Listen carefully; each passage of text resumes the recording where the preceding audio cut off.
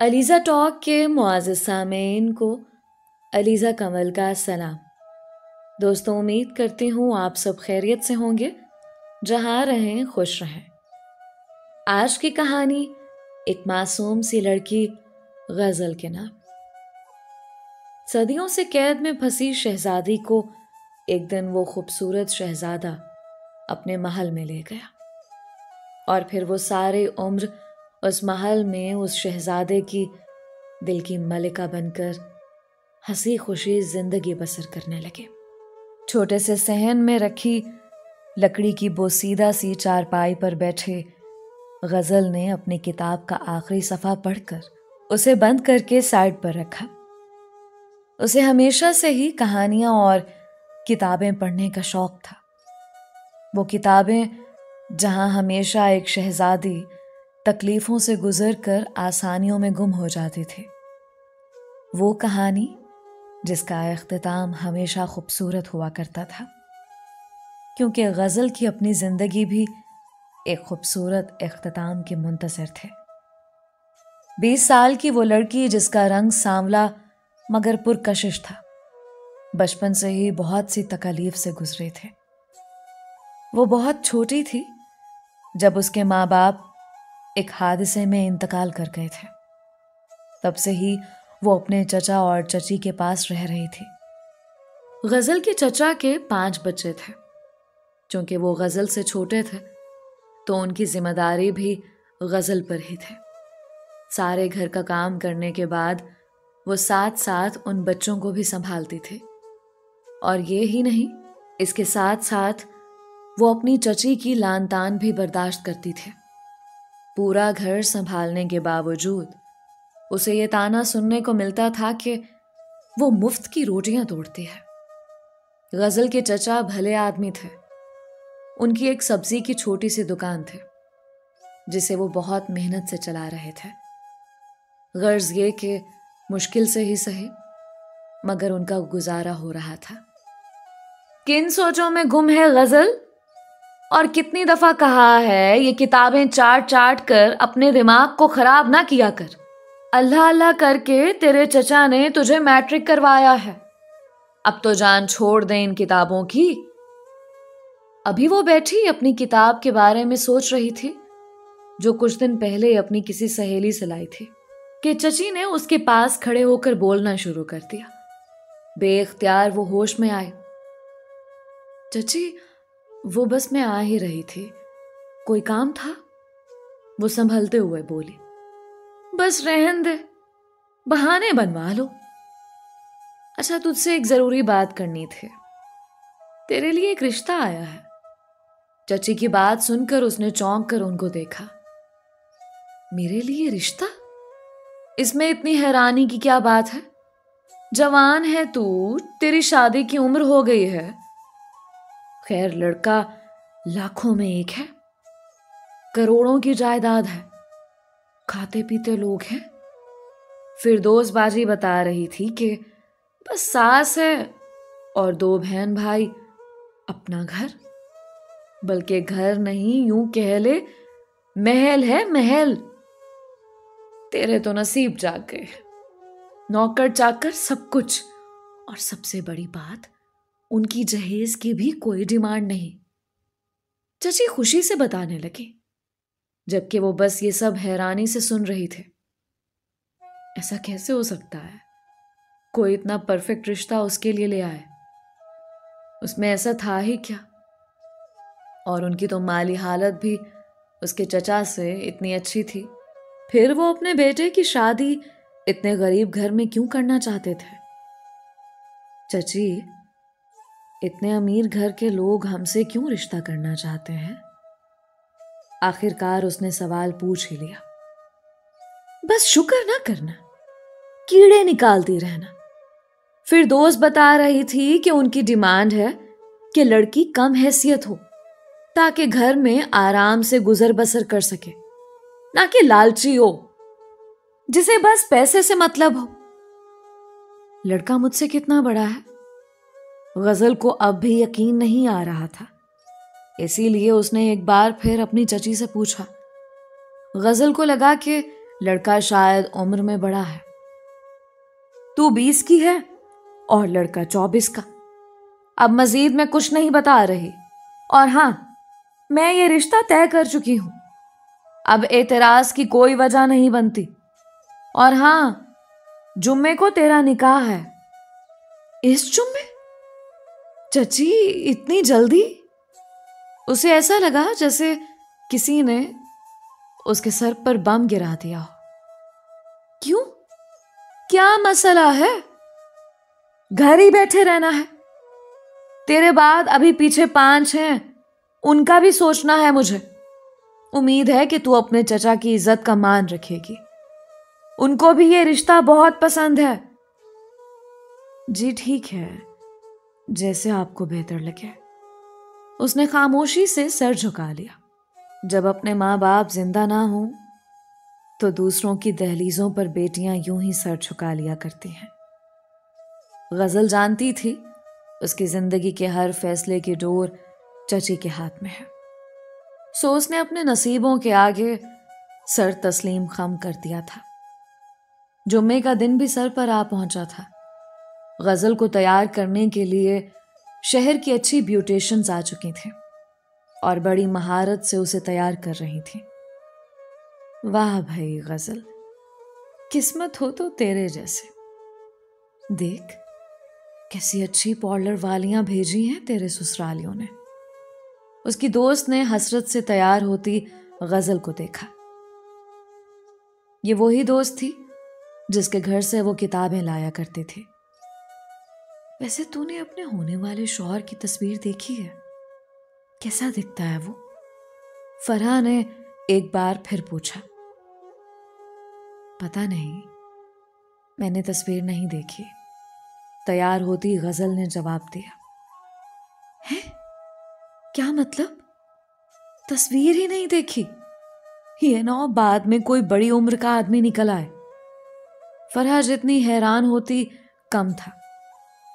चची ने बताया कि उसकी उम्र 24 साल है। और फरहा, क्या फर्क पड़ता है? आगे कौन सा सब मेरी मर्जी से होता आया है, जो अब होगा। मैं अल्लाह की रजा में राजी हूं। नसीब का लिखा कोई बदल नहीं सकता। वो तस्वीर भी नहीं जिसे मैंने देखा ही नहीं। वो उदासी से मुस्कुराए। खैर तू परेशान ना हो। शायद ये कोई किताबों वाला शहजादा ही हो जो तुझे इस कैद से आजाद करवा कर ले जाए अपने महल में, उस किताबों वाली मलिका की तरह।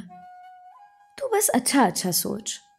इतना कहते हुए फराह गजल का दुपट्टा सेट करने लगे, क्योंकि गजल अब मुकम्मल तैयार हो चुकी थी और बाहर अब निकाह के लिए बुला रहे थे। निकाह हो जाने के बाद गजल को रुखसत कर दिया गया। वो घर जहां उसने अपना बचपन गुजारा, जहां उसे सुख और आराम कम, दुख और मुशक्कत ज्यादा मिले, उस घर को छोड़ते हुए गजल का दिल और कदम भारी हो गए। जाने कितनी ही देर वो अपने चचा के गले से लग कर रोए और फिर अपने दूल्हे के हमरा गाड़ी में बैठ गई। उसने अभी तक अपना दूल्हा नहीं देखा था, क्योंकि वो जब से आया था उसका चेहरा सेहरे में छुपा हुआ था। फराह और बाकी सब ने बहुत कोशिश की कि वो उसकी एक झलक देख लें, मगर ऐसा कुछ नहीं हुआ। बारात के नाम पर वो लोग किसी बाहर वाले को नहीं लाए। सिर्फ गजल की सास, एक नंद और एक देवर ही थे, जो दोनों ही गजल की उम्र के थे, मगर सारे फंक्शन में उनका रवैया खासा उखड़ा उखड़ा था। कुछ ही देर में वो अपने चचा के घर से रुखसत होकर अपने ससुराल आ गई थी। ये घर वाकई महलों जैसा था, बिल्कुल उन घरों की तरह जो वो किताबों में पढ़ती थे। गाड़ी से बाहर निकलते ही उसकी सास और नंद देवर अपने कमरों में चले गए, बगैर कोई भी बात किए। यहां तक कि उसका शौहर भी कोई बात किए बगैर किसी नौकर के हमरा कमरे में चला गया, और वो बेचारी उस बड़े से हाल में अपना लहंगा थामे तन तनहा रह गई। उसे कुछ समझ नहीं आ रहा था कि ये उसके साथ क्या हो रहा है। अल्लाह अल्लाह करते एक नौकरानी उसके पास आई। छोटी बेगम, वो साइड वाला कमरा वो है आपका, आप कमरे में चली जाएं। धीमी सी आवाज में इतना कहकर वो वापस मुड़ गई, जबकि गजल अपना लहंगा थामे नौकरानी के बताए हुए कमरे की जानिब चल दी। कमरे में कदम रखते ही जो उसने मंजर देखा वो गजल को दहला देने के लिए काफी था। वो यकटक सी लहंगा थामे सामने देख रही थी। एक पल को उसे महसूस हुआ कि वो किसी गलत कमरे में आ गई है। सामने बैठा उसका शौहर शादी वाली शेरवानी पहनकर बच्चों की तरह खिलौनों से खेल रहा था और साथ साथ खुद से बातें कर रहा था, ऐसे जैसे वाकई उसके सामने कोई बैठा हो और वो उसे मुखातिब हो। और बस ये ही एक लम्हा था जब गजल को सब चीजें समझ आना शुरू हुई थी। क्यों यकदम उसकी शादी कर दी गई? क्यों इतने अमीर खानदान ने उस जैसी गरीब हैसियत लड़की से अपने बेटे की शादी करवाई? सिर्फ इसलिए क्योंकि उनका बेटा अब नॉर्मल था।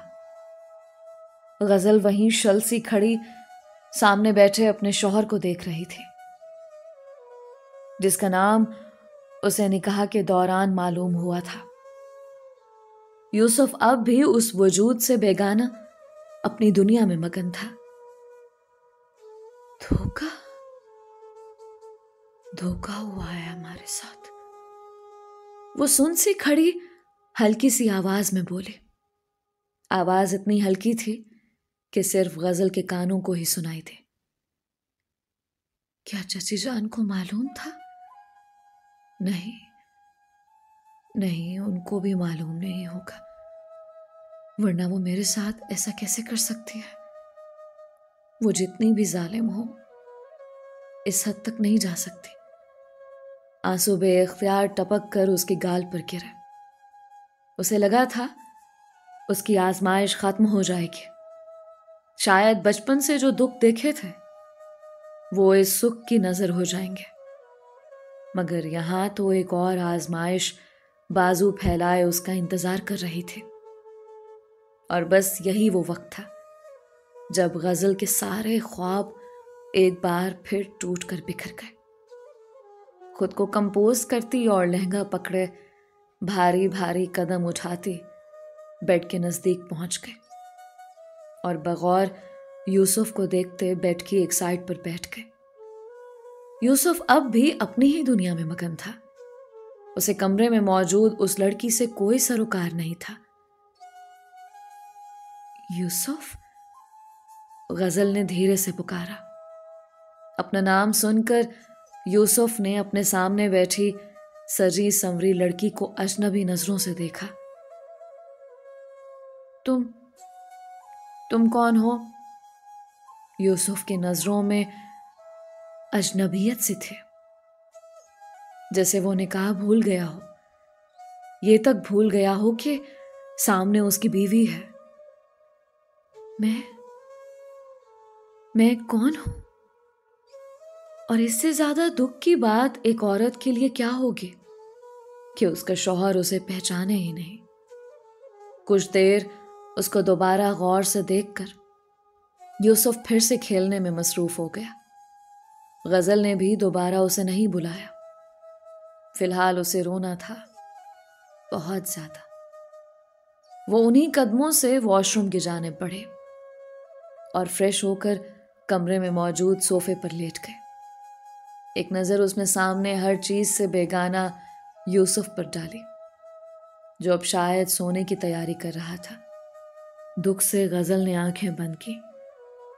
फिलहाल हर तरफ अंधेरा था, तकलीफ का अंधेरा, और आंखों से आंसू बहाती गजल पर नींद मेहरबान हो गई और कुछ लम्हों के लिए उसे सुकून की वादी में ले गई।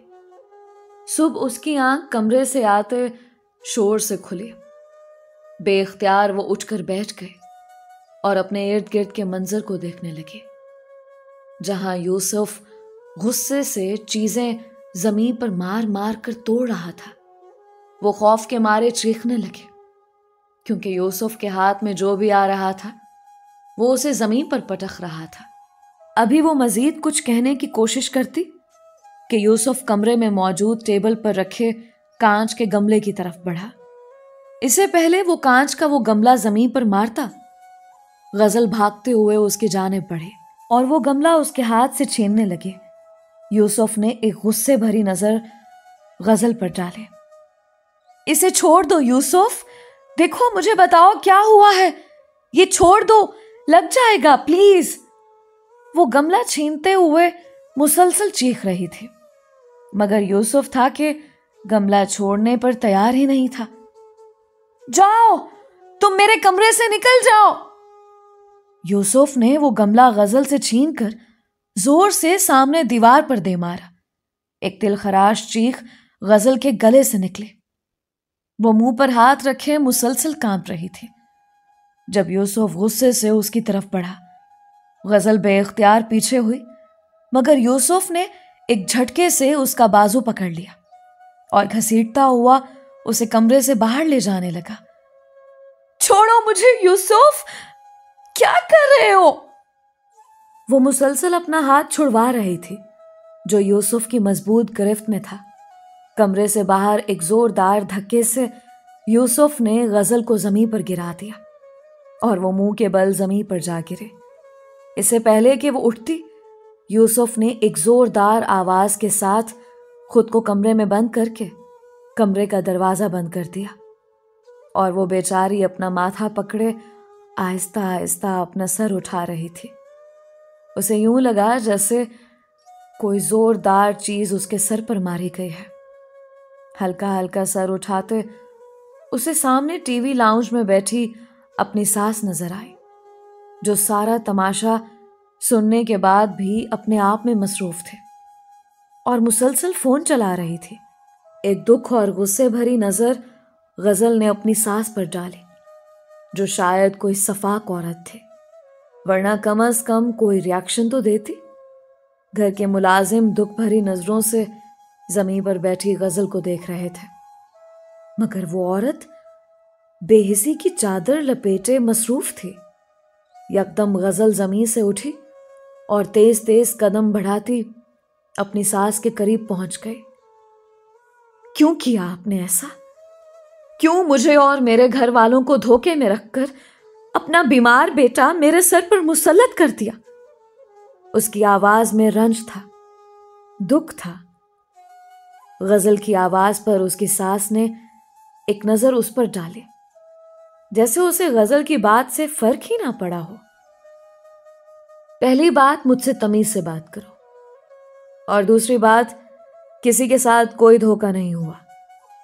तुम्हारी चची को सब पता था। अब हमें नहीं मालूम उसने तुम्हें क्यों नहीं बताया, मगर तुम्हारे चचा और चची दोनों को सारी हकीकत मालूम थी। उसकी सास ने बेजारी से कहा। क्या क्या मतलब? चचा और चची को मालूम था? गजल को अपनी आवाज किसी खाई से आती महसूस हुई। और ये ही नहीं, तुम्हारी सो कॉल्ड चची को हमने तुम्हारे बदले पूरे 10 लाख दिए हैं। इसका मतलब यही हुआ ना, उन्होंने तुम्हें रुखसत नहीं किया बल्कि बेचा है। बेचारी गजल। उसकी बात पर गजल ने बेयकीन निगाहों से उसको देखा। आप मुझसे झूठ बोल रही हैं ना? जाओ जाकर तस्दीक करवा लो, मगर रहना तो तुम्हें अब यहीं है। और यूसुफ मेरा सगा बेटा नहीं है, मेरे मरे हुए शौहर की पहली बीवी में से था, लिहाजा मुझे फर्क नहीं पड़ता इससे। मेरे बस 2 ही बच्चे हैं, अब तुम जानो और यूसुफ जाने। उसको संभालना तुम्हारी जिम्मेदारी है और घर का सारा काम भी तुम ही किया करोगी। अगर तुमने यहां से भागने की कोशिश की तो याद रखना, तुम और तुम्हारा सारा खानदान जेल में होगे। मेरी बात को दिमाग में बिठा लो। और अब यहां से दफा हो जाओ। इंतहाई हकारत भरे लहजे से जवाब देते हुए उसकी सास वापस अपने फोन की तरफ मुतवज्जे हो गई, जबकि गजल को मालूम हुआ जैसे उसके कदमों से जमीन से रख गई हो। उसके अपने इतने जालिम कैसे हो सकते थे? कैसे? वो घर का सारा काम करके थकी हारी अपने कमरे में आए, जहां यूसुफ अपने सोफे पर बैठा किसी नुक्ते को गौर से देखने में मसरूफ था। वो चलती हुई उसके करीब आ गई। यूसुफ ने चौंक कर उसे देखा। तुम अपने घर क्यों नहीं चली जाती? वो उकता कर बोला। मेरा कोई घर नहीं है यूसुफ, मैं अब यहीं रहूंगी तुम्हारे साथ। तुम मुझे मारना चाहो तो मार लो, मैं खुद को बचा लूंगी। मुझे तो मेरे अपनों ने नहीं छोड़ा, मैं हालात से समझौता कर चुकी हूं। अब जो कुछ हो तुम ही हो मेरे। आखिर पर वो उदासी से मुस्कुराती हुई वहां से चली गई। यूसुफ ने बहुत गौर से उसको जाते हुए देखा। दिन गुजरते गए। वो उस महल नुमा घर का सारा काम खुद करती थी। सास, नंद, देवर, उन तीनों का रवैया उसके साथ बहुत बुरा था। हाँ, मगर उन कुछ दिनों में यूसुफ ने दोबारा फिर कभी उससे लड़ाई नहीं की। बस वो गौर से गजल को देखा करता था। कभी वो उसको काम करते देखता तो कभी उसे छुप छुप कर सोते हुए देखता, जो अब भी सोफे पर ही सोती थी। हर दिन की तरह वो आज भी किचन में खड़ी अपनी सास के लिए चाय बना रही थी, जब बेध्यानी में उसकी उंगली गर्म देगची को लग गई और जलकर तकलीफ की आह से गजल ने आंखें मूंद ली और दर्द बर्दाश्त करने लगी। उसी पल यूसुफ किचन में दाखिल हुआ और उंगली मलती गजल को देखा। बेइख्तियार वो भागता हुआ उसकी जानिब बढ़ा और उसका हाथ अपने हाथ में पकड़ लिया। क्या करती हो तुम दोस्त? देखा कितना जल गया ना? ऐसे तो नहीं होता काम। वो अब गजल के जले हाथ पर फूंक मार रहा था और वो हैरानी से अपने शौहर को देख रही थी। कभी कभी तो उसे लगता था कि यूसुफ बिल्कुल नॉर्मल है, अजीब धूप छांव सा आदमी था, मगर गजल को अच्छा लगा था। पहली बार उसके जख्म पर किसी ने मरहम रखा था। वो अक्सर अब गजल को दोस्त कहा करता था। यूसुफ कोई बात नहीं, इतना तो नहीं जला ना। और अब आधा वक्त वो यूसुफ को तसल्लियां दे रही थी, जैसे हाथ उसका नहीं यूसुफ का जला हो। उस वक्त वो चाय का कप पकड़े अपनी सास के कमरे में दाखिल हो रही थी, जब उसने अपनी सास को किसी से फोन पर बातें करते सुना। उसकी सास की पुश्त गजल की तरफ थी, जिसकी वजह से वो गजल की मौजूदगी महसूस नहीं कर पाई। मुझे अपने शौहर को मरवाने का कोई गम नहीं। हर वक्त तो अपने बड़े बेटे के साथ रहता था, यहां तक कि आधी से ज्यादा जायदाद में भी उसी को वारिस बना दिया। मेरे बच्चों का हक मारा है, मैं कैसे ये सब बर्दाश्त करती? और बस मुझसे रहा नहीं गया और मैंने उसकी गाड़ी की ब्रेकें फेल करवा दी। और मेरी किस्मत अच्छी थी कि उस सदमे को ना बर्दाश्त करते हुए यूसुफ अपना जहनी तवाजुन खो बैठा। अब मेरे मजे हैं। मगर करीम, अब हम दोनों को शादी कर लेनी चाहिए। अब तो मेरा शौहर भी नहीं रहा और इद्दत भी पूरी हो गई है। कुछ लम्हे खामोशी की नजर हुए और एक बार फिर उसकी सास फोन पर मौजूद उस आदमी से मुखातिब हुई। हाँ हाँ करीम, जो मेरा है वो तुम्हारा ही तो है। इतना कहते वो यकदम मुड़ी और पीछे हैरान परेशान खड़ी गजल को देखते उनके हाथ से फोन नीचे गिर गया। तुम यहां? उन्होंने बौखलाते हुए पूछा। आपको शर्म नहीं आई? आप औरत होकर इस कदर इस कदर कैसे जालिम हो सकती हैं आंटी? वो गुस्से से चीखी। जो हकीकत आज उस पर आश्कार हुई थी उसने गजल का दिल दहला कर रख दिया था। बेख्तियार उसे यूसुफ पर तरस आया, जो बचपन से नहीं बल्कि इस सदमे से ऐसा हो गया था। अपनी बकवास बंद करो। और तुम्हारा क्या ताल्लुक है इस सब से? और क्या कर लोगी तुम? हाँ, मैंने ही मरवाया था अपने शौहर को और मैं नफरत करती हूं यूसुफ से। फिर अब क्या कर लोगी तुम? किसे बताओगी? अपने उस पागल शौहर को, जिसे मैं जब चाहूं पागल खाने भिजवा सकती हूं और तुम्हें जब चाहूं बाहर निकाल सकती हूं, बर्बाद कर सकती हूं। मैं पुलिस के पास जाऊंगी। वो 2 कदम मजीद आगे हुए। Wow, very funny. मैं तो डर गई। लड़की, मेरी बात गौर से सुनो। तुम्हें मैं ऐसे गंदे इल्जाम में अंदर करवाऊंगी कि तुम बाहर की दुनिया की शक्ल देखने के लिए तरसोगी। वो घटिया लफ्ज अदा करती गजल के मजीद करीब हुई। तुम औरत नहीं हो, तुम तो कोई डाइन हो। मैं एक एक को बताऊंगी। रोक सकती हो तो रोक लो। गजल भी गुस्से से चीखी। अपनी बकवास बंद करो। उसकी सास ने थप्पड़ के लिए हवा में हाथ लहराया ही था कि दरवाजे में खड़ा यूसुफ भागता हुआ आया और उनका हाथ हवा में ही पकड़ लिया। गजल ने बेख्तियार यूसुफ को देखा, जो आंखों में वहशत लिए सामने खड़ी अपनी सौतेली मां को देख रहा था। यूसुफ बेटा, तुम देखो, तुम्हारी बीवी मुझे मारने की कोशिश कर रही है।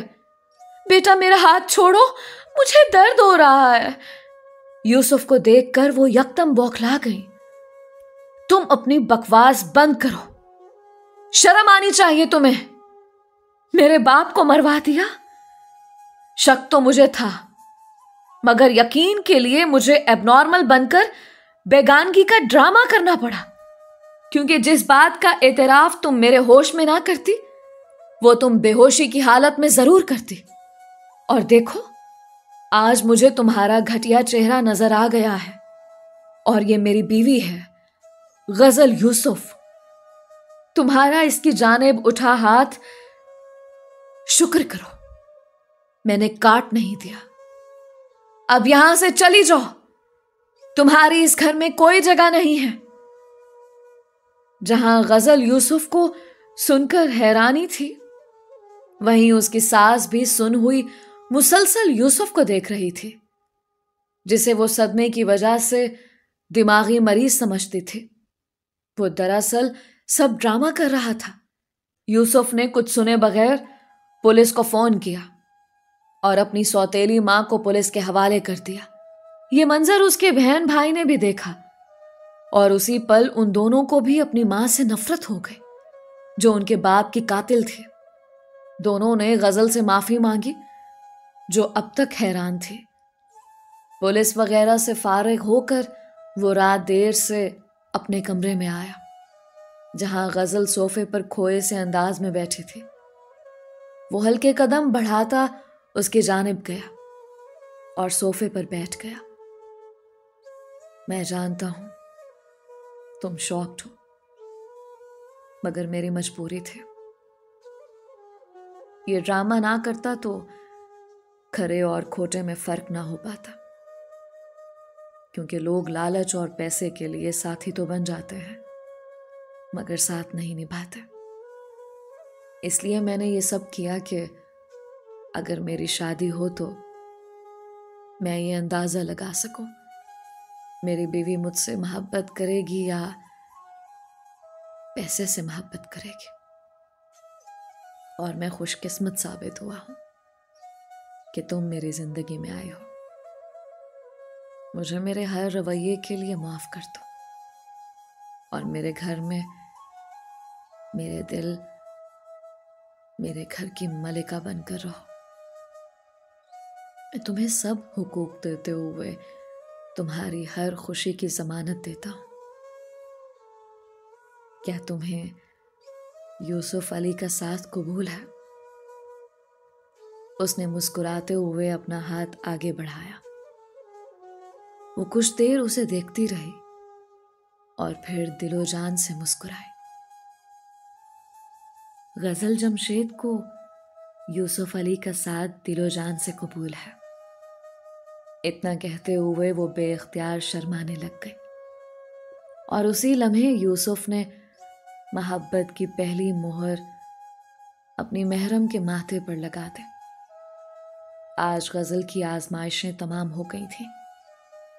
आज उसके हिस्से का शहजादा उसे अपने महल में ले आया था और आज ही उसका सब्र का सिला मिल गया था। और कैसा खूबसूरत सिला था जिसने गजल की दुनिया मुकम्मल कर दी थी। वो जितना शुक्र अदा करती कम था। दोस्तों, ये थी गजल और यूसुफ की कहानी। उम्मीद करती हूँ ये कहानी सुनकर आपको दिली खुशी मिली होगी। अपनी राय का इजहार कमेंट्स में ज़रूर किया करें, क्योंकि आपकी राय मेरे लिए बहुत ख़ास होती है। आप सबके प्यार और सपोर्ट का बेहद शुक्रिया। आप सब कहाँ से मेरी कहानियाँ सुनते हैं? अपना नाम और अपने शहर का नाम ज़रूर बताया करें, क्योंकि आने वाली हर वीडियो के अंजाम पर मैं आप सबका स्पेशल थैंक्स करना चाहती हूँ। आज का special thanks miss Bushra Fatima का, जिनका ताल्लुक इंडिया से है, मिस शाजिया का, जो कि फैसलाबाद पाकिस्तान से बिलोंग करती हैं, मिस्टर इब्राहिम रज़ा का, जो कि मुल्तान पाकिस्तान से बिलोंग करते हैं, मिस्टर उज़ैर अबरू का, जो कि कराची से बिलोंग करते हैं, मिस्टर शहराज का, जो कि दुबई से बिलोंग करते हैं, और मिस शुमाइला का, जिनका ताल्लुक इंडिया से है। अगर आपने अभी तक हमारे चैनल को सब्सक्राइब नहीं किया तो अभी सब्सक्राइब कर लें और कहानियों को अपने प्यारों से लाजमी शेयर किया करें, क्योंकि कोई पता नहीं कौन सी कहानी सुनकर किसको अपनी ज़िंदगी का सबसे बड़ा सबक मिल जाए। मिलते हैं एक और नई और मुनफरिद कहानी के साथ। तब तक के लिए अलीज़ा कमल को इजाज़त दीजिए। मुझे अपनी ढेर सारी दुआओं में याद रखें। अपना और अपनों का बहुत ख्याल रखें। अल्लाह हम सबका हामी और नासिर रहे।